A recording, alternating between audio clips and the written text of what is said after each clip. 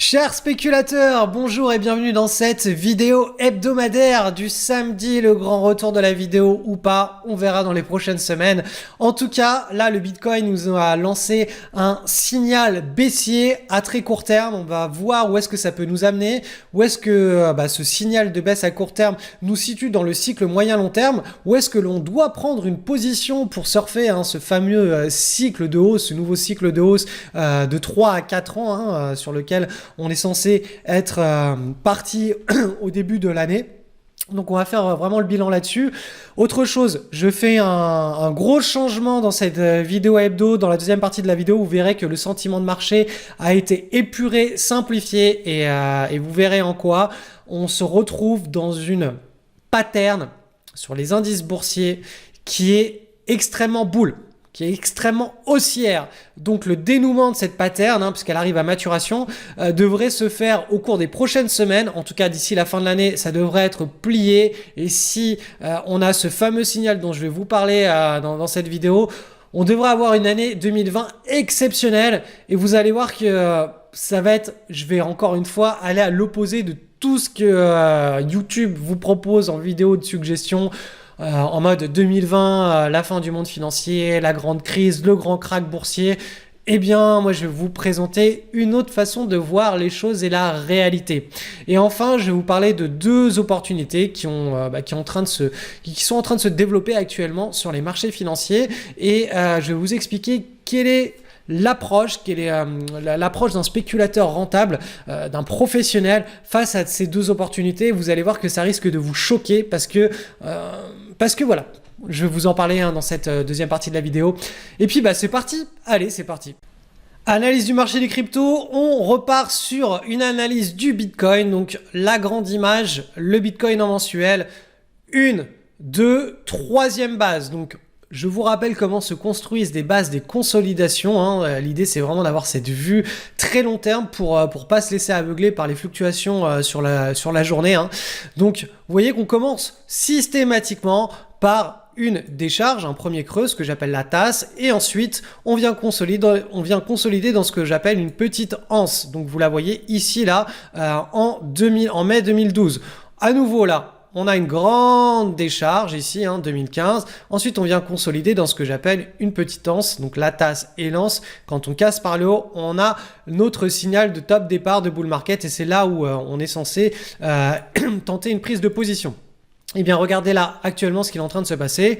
On a eu une autre grosse décharge depuis le mois de janvier 2018. Là, on est en train de consolider dans une petite anse. Donc, on va attendre tout simplement que cette consolidation soit terminée et qu'on ait la cassure pour une prise de position.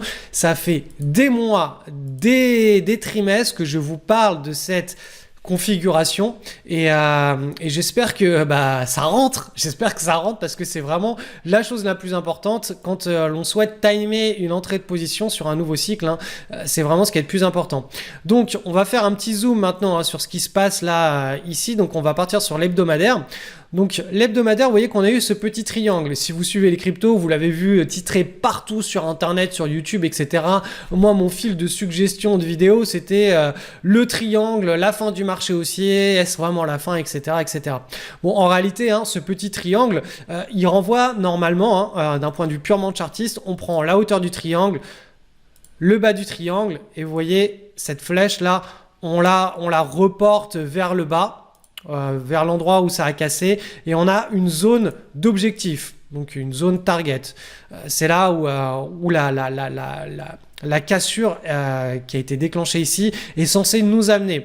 Donc là en noir je vous ai mis la hauteur du triangle sans les mèches. Donc vous voyez, j'ai simplement pris la hauteur ici entre le haut et le bas et je l'ai reporté ici. Si vous prenez avec les mèches, ça nous amène plus bas, un petit peu plus bas. Donc vous voyez, ça nous donne une zone que je vais mettre ici en verte. Voilà, ça nous donne une zone cible. Donc ça, c'est vraiment pour du très court terme. On peut passer en journalier, hop, on voit magnifique triangle. À la fin du triangle, là, vous voyez, c'est vraiment des signaux qui sont extrêmement puissants quand on a les fluctuations sur la fin d'une figure qui se resserre comme ça là. Il y a de moins en moins de volatilité et puis là, boum, ça prend une direction. Donc là, ça a cassé par le bas. Donc c'était ici, hein, c'était le lundi 23 septembre, on a cassé par le bas, validé le mardi 24 septembre. Donc là, il y a une prise de direction qui est enclenchée. Et donc, la zone, hein, c'est la zone autour des 5000. Donc, clairement, hein, faut pas vous attendre à ce que quand ça prend une direction, ça aille en ligne droite.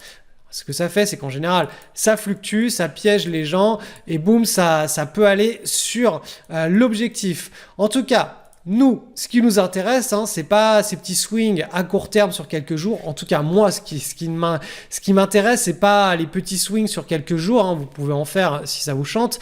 Moi, c'est plutôt, comme je vous l'explique hein, depuis très longtemps maintenant, c'est de timer ma prise de position pour surfer le nouveau cycle sur plusieurs trimestres.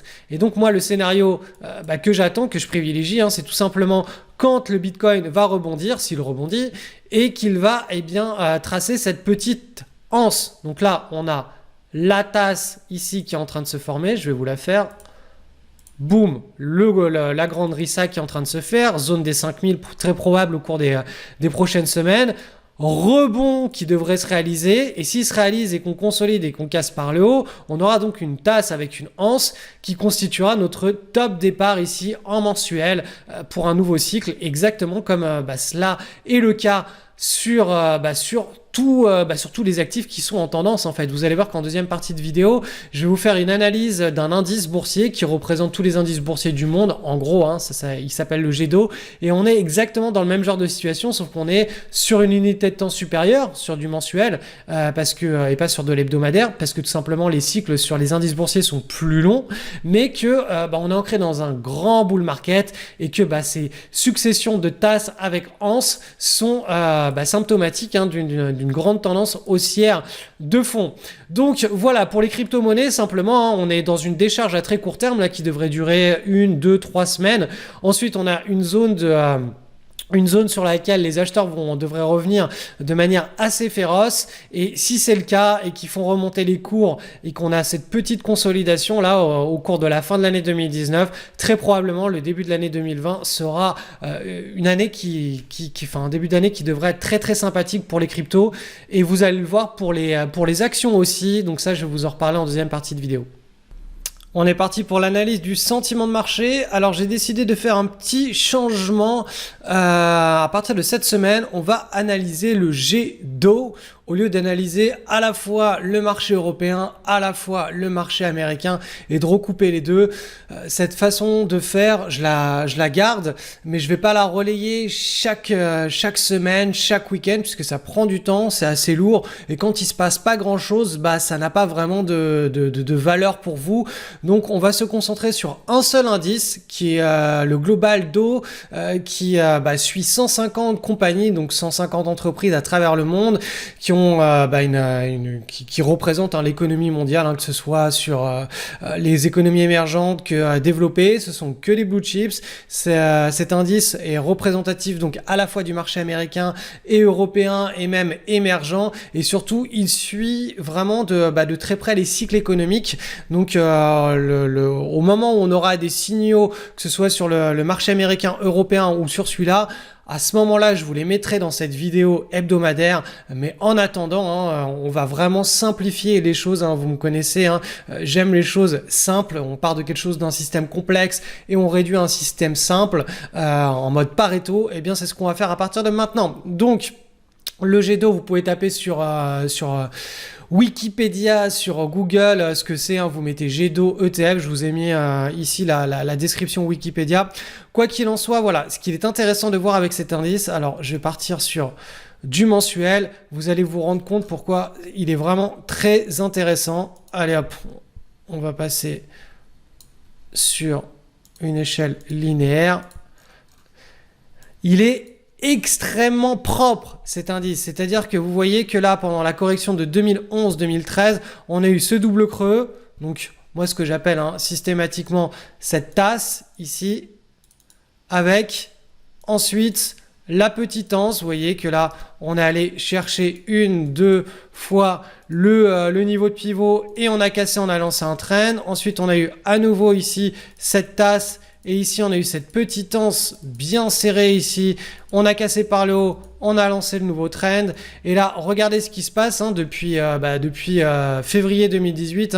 On a eu un magnifique marché aussi entre 2017 et 2018. Mais depuis 2018, on est dans une séquence de consolidation. Donc pendant les séquences de consolidation, il n'y a pas grand-chose à faire. La seule réelle vague impulsive qu'il y a eu depuis février 2018, elle était ici. Elle était en début d'année surtout.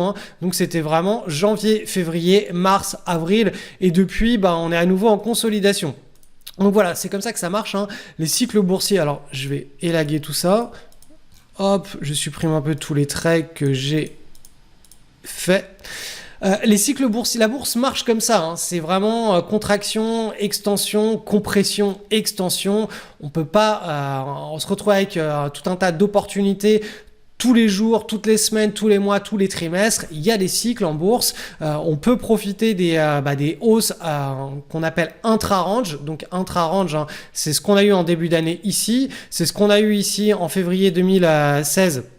Jusqu'à septembre 2016 et ensuite là boum on est entré dans le bull market. Mais typiquement quand on est dans une séquence de décharge comme on a eu ici entre février 2018 et décembre 2018, les screeners vont être littéralement vides. Il y aura quelques opportunités, il y en aura régulièrement, mais ce sera pas le moment où on va faire une très grosse performance. On va plutôt être en mode on essaye de entre guillemets sauver les meubles, c'est-à-dire on va pas aller viser du 30, 40, 50, 100%, que sais-je, sur son portefeuille boursier, mais au contraire, on va essayer de sauver ce qu'on a sur son portefeuille, de manière à ce que quand le nouveau cycle de hausse arrive, on soit frais à la fois émotionnellement, parce qu'on n'aura pas fait des trades dans tous les sens, on n'aura pas perdu d'argent, etc., pour pouvoir attaquer ce nouveau cycle.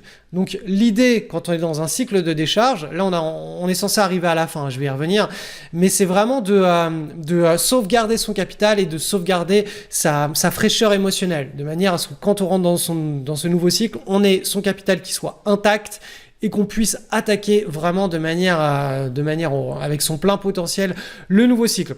Donc là vous le voyez, c'est vraiment une séquence assez typique des bull market. On a une tasse. Allez, je vous la dessine. La tasse. Et là, on a l'anse qui est en train de se former ici. Donc, bien entendu, il va falloir qu'on est sur une unité de temps en mensuel. Que l'on casse par le haut, qu'on ait un mois boursier qui casse au-dessus de ce pivot pour qu'on ait le top départ du signal. En tout cas, quoi qu'il en soit, vous le voyez, on est vraiment dans une séquence typique d'un très très très long bull market. Et il n'y a pas de raison pour le moment de dire qu'on rentre dans un marché baissier. Il faudrait que l'on vienne casser par le bas ce niveau-là. Donc on a la tasse, on a l'anse, il faudrait que l'anse soit cassé par le bas pour qu'on puisse s'inquiéter. Et vous voyez que cette structure-là, elle est assez proche de ce qui se passe sur le Bitcoin. Sur le Bitcoin, on avait ici une première séquence de Rissac qui a formé un triangle, je vous l'ai expliqué en début de vidéo. On a cassé par le bas le triangle, c'est pas pour autant que c'est pas parce qu'on a cassé par le bas le triangle qu'on est rentré dans un bear market, donc dans un marché baissier. On a simplement temporisé sur quelque chose d'un petit peu plus long qui ressemble à une tasse et anse sur plusieurs semaines ou plusieurs mois. Vous voyez que là on est sur une unité de temps en mensuel, et bien sur le Bitcoin les cycles sont plus rapides et on est sur une unité de temps en hebdomadaire. Donc voilà, tout ça pour vous dire que l'année prochaine, là, clairement, si on casse par le haut, tout le monde vous annonce 2020, le plus gros crack boursier de l'histoire, la grande crise, le grand reset monétaire, tout ce que vous voulez. Et bien là, sur le graphe, pour le moment, c'est extrêmement bull. Et quand on aura une cassure par le haut, un signal là, aussi en mensuel, une cassure par le haut, on aura un top départ de bull market. Et vous voyez que là, la pattern elle est en train d'arriver à maturité. Donc, on est proche du dénouement de l'histoire. Donc on peut retourner, hop, je vais vous mettre ça sur l'hebdomadaire. Donc vous le voyez, on a cette grande tasse et là on est en train de former l'anse. C'est vraiment très très propre. Vous voyez que les niveaux sont bien respectés, que ce soit en haut ou que ce soit en bas. Là on a les fluctuations qui sont en train de se réduire. Donc dans l'idéal, boum boum, et on part par le haut. Ça c'est le scénario haussier, c'est le scénario à privilégier, bien entendu. Si on casse par le bas, si on casse les niveaux par le bas, ça remettra en cause ce scénario.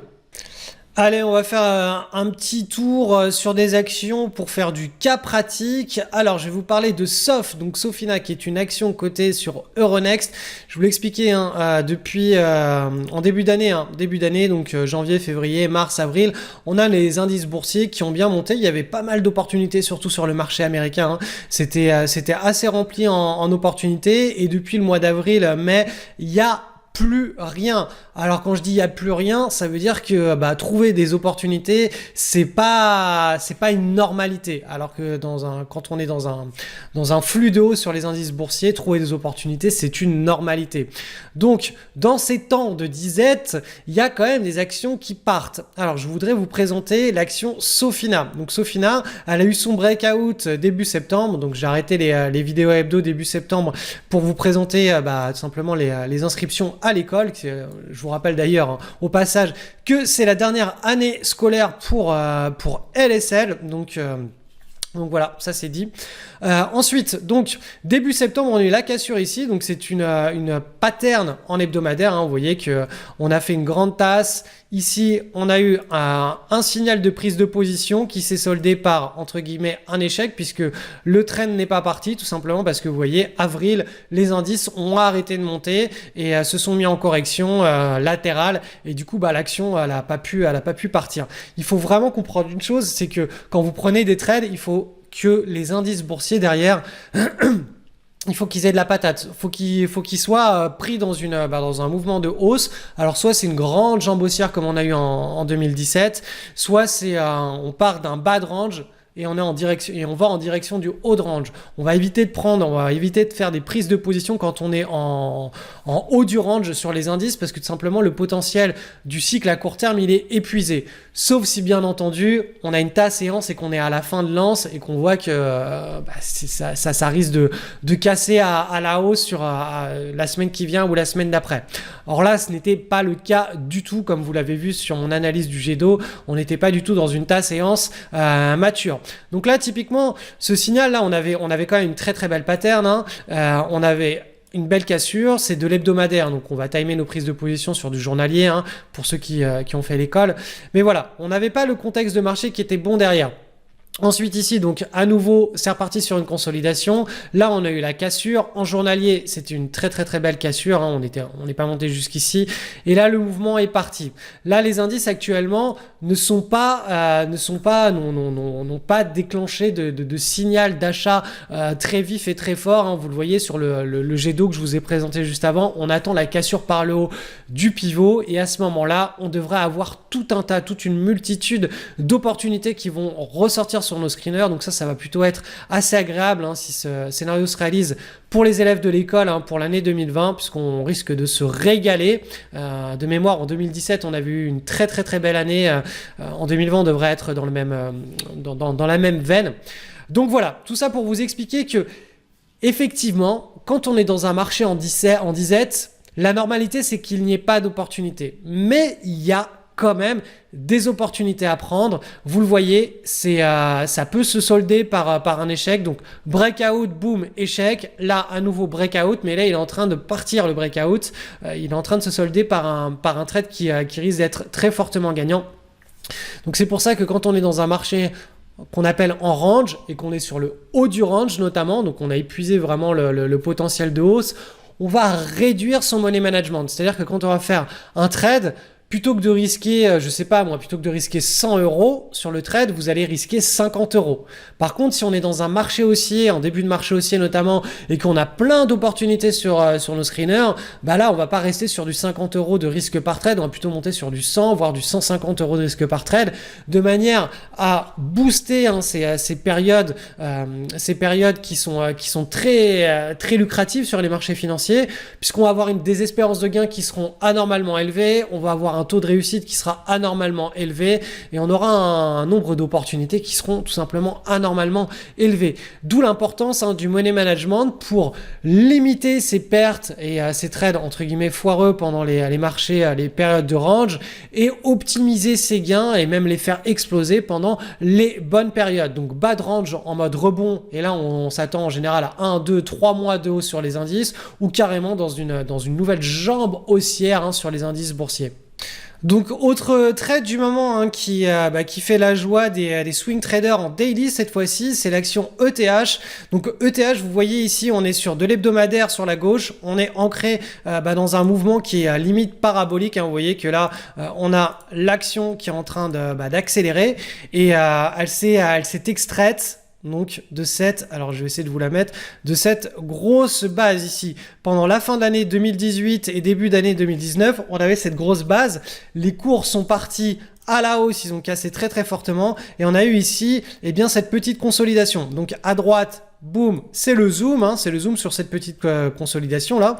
Et donc vous voyez qu'on a une tasse avec une anse. L'anse ici est bien resserrée sur la fin. On a les volumes en augmentation là à partir de ce moment-là, donc juste avant le breakout. Puis après pendant le breakout, hein, pendant la séquence de breakout, les volumes étaient toujours bien étoffés. Donc là c'était une zone de prise de position. Et là on a un trade qui part. Donc encore une fois, si on est capable de reconnaître des très très bonnes opportunités avec des très bonnes dynamiques, des belles patterns, un beau jeu des volumes, etc. Il y en avait très peu ces derniers mois, hein. Mais il y a toujours des opportunités sur les marchés financiers. Si vous débutez en spéculation, je vous recommande tout simplement, si vous avez 1 an ou 2 ans de bouteille, de littéralement ne pas trader pendant ces périodes de disette parce que vous allez faire autant de bons trades que de mauvais trades et si vous n'êtes pas habitué à gérer les mauvais trades, vous allez enchaîner plein de petites pertes, quelques bons gains et du coup ça va vous démoraliser en vous disant mais ça marche pas, qu'est-ce qui se passe, etc. Donc pendant les périodes de disette, c'est pas compliqué, vous ne tradez pas, vous observez les marchés. Alors je sais que ça peut être épuisant de se dire tous les soirs je lance mes screeners, je fais ma petite routine de screening, donc il y a les opportunités potentielles qui s'affichent, mais je n'en trouve aucune. Et chaque soir c'est la même rengaine. Chaque soir je lance mes screeners, mais ça sert à rien entre guillemets, il se passe rien. Et ben c'est ça qui va différencier un spéculateur qui va avoir des performances hors du commun sur le moyen long terme d'un spéculateur qui va tout simplement aller de perte en perte. Parce que le spéculateur qui se décourage, il va se dire bon finalement ça marche pas, donc je vais essayer de trouver une nouvelle méthode, une nouvelle stratégie. Donc là, il va tout simplement passer à autre chose. Donc il va passer plusieurs mois, plusieurs trimestres en gros à lancer ses screeners, il va rien se passer, donc il va passer une autre stratégie et le problème c'est qu'au moment où il va passer à l'autre stratégie, là les marchés vont commencer à partir en tendance et puis sa première stratégie va recommencer à payer, mais lui il sera plus dessus, il sera en train de concentrer sur son attention sur une stratégie qui pendant cette période de disette sur la première stratégie, rapporter des gains. Et du coup, forcément, comme on a un changement de cycle, cette nouvelle stratégie ne va plus payer sur ce nouveau cycle. Donc, c'est vraiment ça l'idée. Il n'y a rien qui marche tout le temps en bourse. Il faut simplement connaître les limites de sa stratégie, savoir quand est-ce qu'elle ne marche pas. Quand elle ne marche pas, quand les marchés ne bougent pas, il n'y a pas de magie sur les marchés, les actions ne vont pas rentrer en tendance. Il faut savoir rester en arrière, il faut savoir se mettre en mode défensif. Si on veut prendre quelques trades comme ceux que je vous ai présentés, on y va, mais vraiment avec un money management, un risque par trade qui est très faible. Au mieux, on ne prend pas de trade du tout, on attend que les conditions de marché soient bonnes et là on aura automatiquement nos screeners qui vont se remplir d'opportunités. Mais à partir du moment où vous essayez d'avoir une stratégie qui gagne tout le temps, en toutes circonstances, vous allez vous retrouver dans ce schéma psychologique du ma stratégie ne marche pas, parce que pendant 1 mois, 2 mois, il s'est rien passé, donc il faut que je change de stratégie. Du coup, vous allez trouver une stratégie qui a marché pendant les 2 derniers mois, mais qui du coup, elle ne va plus marcher pendant les 2 prochains mois. Donc, quand vous êtes raccord avec votre stratégie, vous devez comprendre les limites, respecter ces limites et ne pas vouloir gagner tout le temps en permanence sur les marchés financiers. Sinon, vous allez littéralement perdre votre énergie et comme je vous l'explique dans l'école, les meilleures approches, la meilleure façon de spéculer de manière active en bourse et en mode Pareto, c'est quand les indices boursiers dessinent des jambes de hausse et ces jambes de hausse c'est pas comme une fiche de salaire, hein, c'est pas en permanence, hein, il y a des cycles et il y a de fortes probabilités que l'on entre dans un nouveau beau cycle en 2020, donc affaire à suivre. En tout cas, en début de cette année, il y avait et on verra au début de l'année prochaine s'il y a ou pas. Allez, pour clôturer cette vidéo, j'ai une petite annonce à faire. Vous le savez, c'est la dernière année que je dispense les cours de l'école LSL, le spéculateur libre. J'ai donc décidé de débloquer 2 places puisque j'ai eu des demandes par email. Donc 2 places de libérées. Première arrivée, premier servi, envoyez-moi vite un email pour que je vous bloque votre place pendant 24 heures et que vous puissiez rejoindre l'école. Les cours ont déjà commencé, mais vraiment les choses sérieuses commenceront à partir du 20 octobre, c'est-à-dire le groupe privé dans le forum, les lives, le suivi des marchés, les opportunités, les screeners, les plans de trade, etc. Ça, vraiment le noyau dur du pilier 1 de l'école, on va le débuter à partir de la fin du mois d'octobre, donc on a encore un petit peu de temps, là on est sur les fondations en fait, donc 2 places. Envoyez-moi un email, je vous ai mis l'adresse email en descriptif et montrez-moi que vous êtes motivé, surtout parce que je vais recevoir plusieurs emails et je vais réserver ces 2 places au plus rapide et montrer un petit peu de motivation quand même, sinon la place partira à un autre. Allez, on se retrouve tout de suite et bien pour tous les autres, excellente semaine sur les marchés financiers.